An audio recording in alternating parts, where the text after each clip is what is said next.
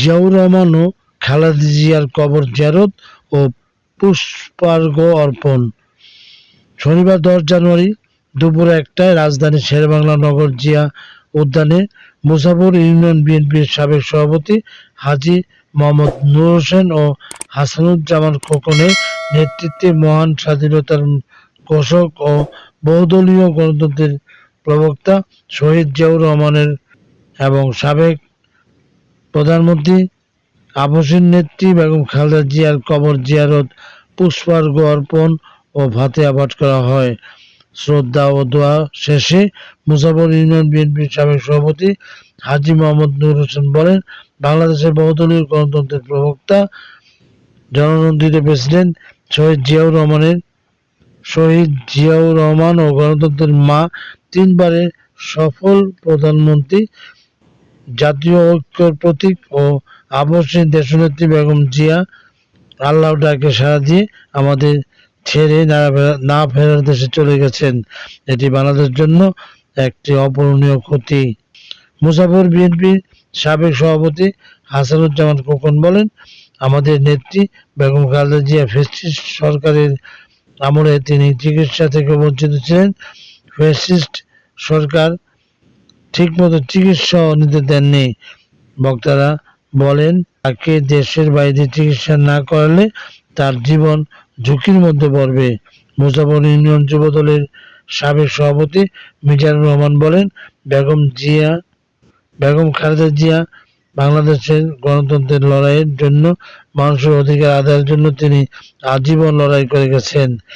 এ সময় উপস্থিত ছিলেন নারায়ণগঞ্জ মহানগর বিএনপির সদস্য মোহাম্মদ আওলাদ হোসেন, আমিনুল ইসলাম মিঠু, বন্দর উপজেলা বিএনপির সাংগঠনিক সম্পাদক তাওলাত মাহমুদ, বন্দর ইউনিয়ন বিএনপির সাবেক সভাপতি হাজী মোহাম্মদ আনসার আলী, মুসাফর ইউনিয়ন যুবদলের সাবেক সভাপতি মিজানুর রহমান, সাধারণ সম্পাদক নাজির মাহমুদ, মুসাফর ইউনিয়ন যুবদলের প্রতিষ্ঠাতা সভাপতি মোহাম্মদ জাহাঙ্গীর আলম, প্রধান সহসভাপতি মুতালিব সরকার, মুসাফর ইউনিয়ন স্বেচ্ছাসেবক দলের সাবেক সভাপতি জালাল ব্যাপারী, মুসাফর ইউনিয়ন বিএনপির সাবেক সভাপতি হাজী আব্দুল কাদির, সিনিয়র সহসভাপতি মাসুদ কবির, আব্দুল বাতেন, সহসভাপতি হারুনুর রশিদ, মুসাফর 1 নং ওয়ার্ড বিএনপির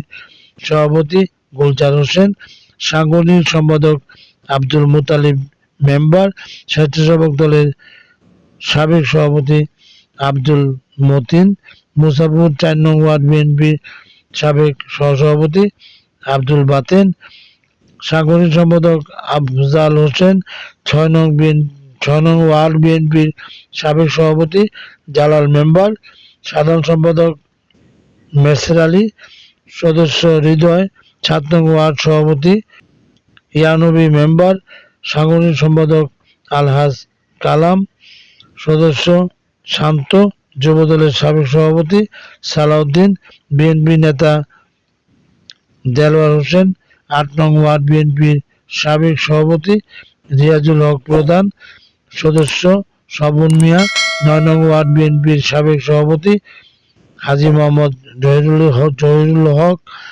সাধারণ সম্পাদক মেজবাহ উদ্দিন মেজু, সাংগঠনিক সম্পাদক আলী আক্কাস, সদস্য হানিফ, তারা মিয়া, বিলাল হোসেন, লিয়াকত হোসেন, মোহাম্মদ শফিক, যুবদলের সাবেক সভাপতি মোহাম্মদ জামিল হোসেন প্রমুখ। শাকির আহমেদ বাপ্পি, মুসাফর, বন্দর, নারায়ণগঞ্জ।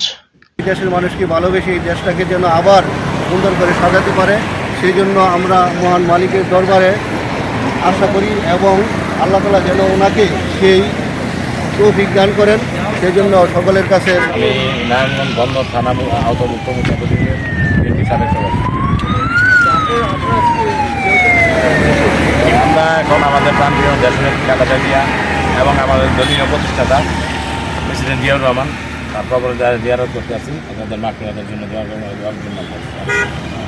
খালেদার মৃত্যুর পরে রাজনৈতিক অঙ্গনে কীরকম প্রভাব পড়ছে, তাকে সেদিন নেই, এটা কীভাবে রাজনীতি দিচ্ছে? খালেদা জিয়া নেই, এটা তো দেশে একটা স্বাভাবিক প্রভাব পড়বেই, কারণ তিনি ছিলেন বাংলাদেশের একটা আপসীন নেত্রী। তিনি আজীবন তার জীবন তার শেষ করেছেন গণতন্ত্র সংগ্রাম করতে।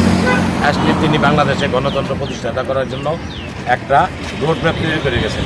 ইনশাল্লাহ এখন সামনে যে ক্যাটাগারি যে বর্তমান যে তত্ত্বাবধায়ক সরকার, তাদের যদি যে নির্বাচনটা হবে, এই নির্বাচনের খালেদা যে স্বপ্নের যে গণতন্ত্র দেখেছিলেন, ইনশাল্লাহ আমরা আশা করি সেইভাবে গণতন্ত্রটা বাংলাদেশে 25% গ্রুপ পাবে। আচ্ছা, আপনাদের আজকে আপনারা মানে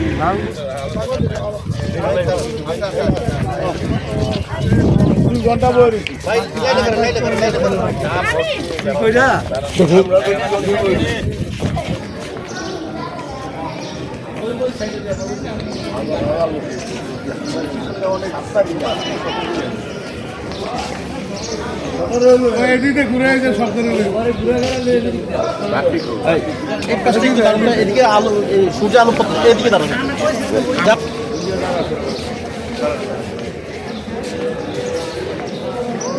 আপনি করবেন, আমারও তো করা দরকার, আমি তো ওনাদের সাথে আসছি। ওরা নিয়ে পার্ট বাই পার্ট নেন, অনেকে আছে সামনে পড়ে আছে, আবার আগে দিয়ে নিয়ে আপনি পার্ট বাই পার্ট। হ্যাঁ, এবার জমা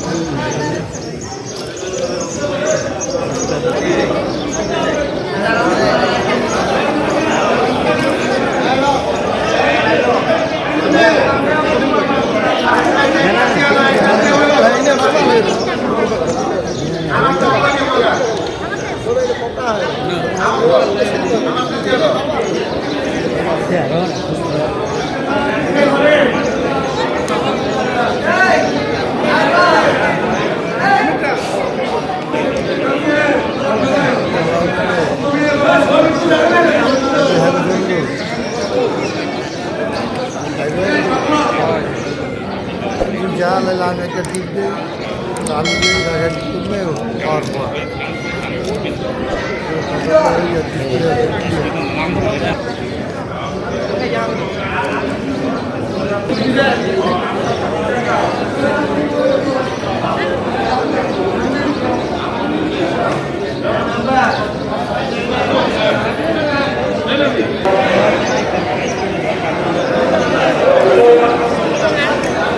আমরা খালেদা জিয়ার কবর জিয়ারতের জন্য আমরা দোয়ার আয়োজনে আছি,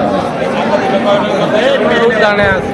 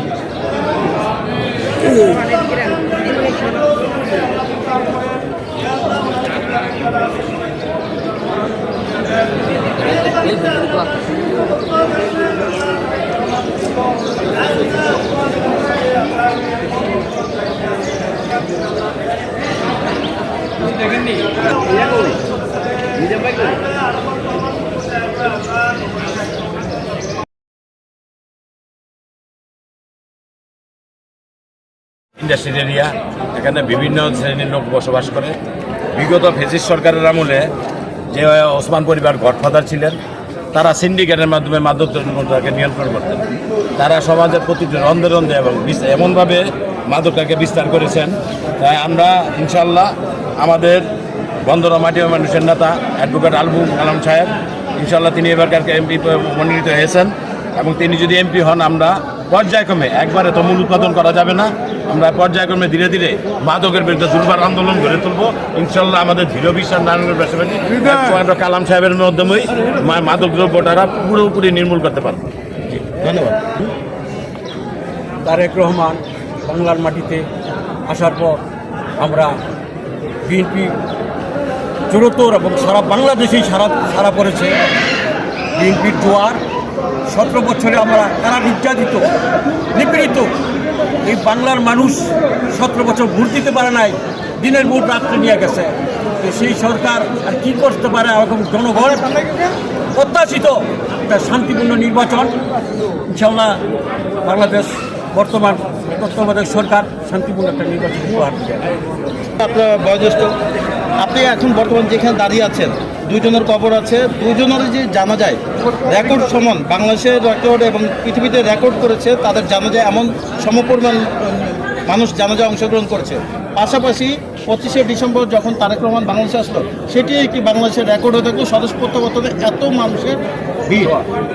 এই যে বিষয়গুলো, এই বিষয়ে বিএনপিকে আগামী নির্বাচনে জয়লাভের জন্য কতটুকু অগ্রসর ভূমিকা থাকবে? অবশ্যই আগামী দিনের জোয়ার যে তারেক রহমান বাংলাদেশে পাড়া দিয়েছে এবং আমাদের প্রধানমন্ত্রী 3বারের মৃত্যুবরণ করেছেন, ওনার জানাজায় রেকর্ডবিহীন লোক হয়েছে, সারা বিশ্বে সারা করেছে। এই রেকর্ডে আপনারা এবং জনগণ বুঝতে পারছে যে এবার সরকার ইনশাআল্লাহ আসবে।